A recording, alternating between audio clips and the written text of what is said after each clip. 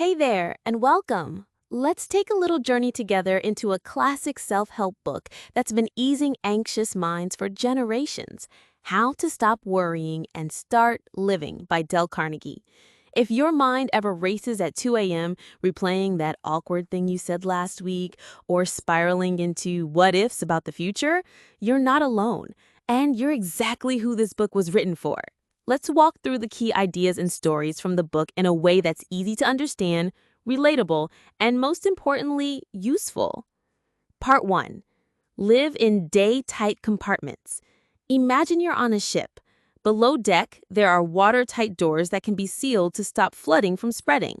Carnegie says our minds work kind of like that ship. To avoid being overwhelmed, we should live in what he calls day-type compartments.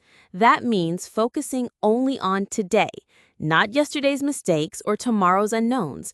Today is all we really have. Think of it this way. You can't drive well if you're constantly looking in the rearview mirror, and you can't enjoy the ride if your eyes are glued to the horizon, worrying about what might be over the next hill. Part 2. The Worry Formula.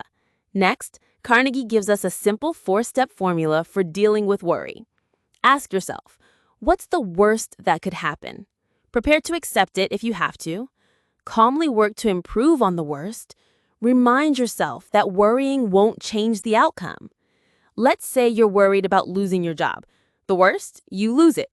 Accept it, you'll survive. Then get to work. Update your resume, reach out to contacts, start applying. Now you're doing something, and that alone starts to dissolve the worry. Part 3.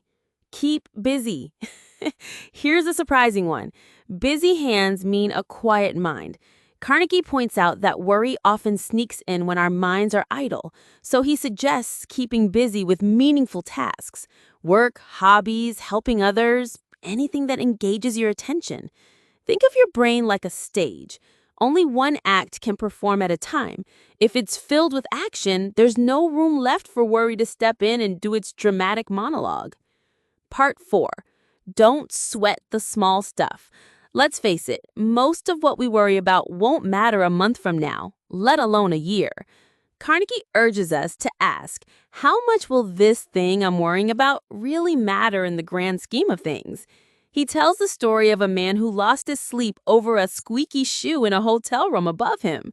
Turns out, the shoe never moved again. He lost a night's sleep worrying about nothing. Lesson? Don't let minor annoyances steal your peace. Part 5. Accept the inevitable. Some things in life are just out of our control. Carnegie says it's not giving up to accept what you can't change. It's wise. There's a powerful quote in the book, cooperate with the inevitable. When we stop fighting what we can't control, we free up energy to focus on what we can influence, like how you respond, how you heal, how you move forward. Part 6, add gratitude to the mix.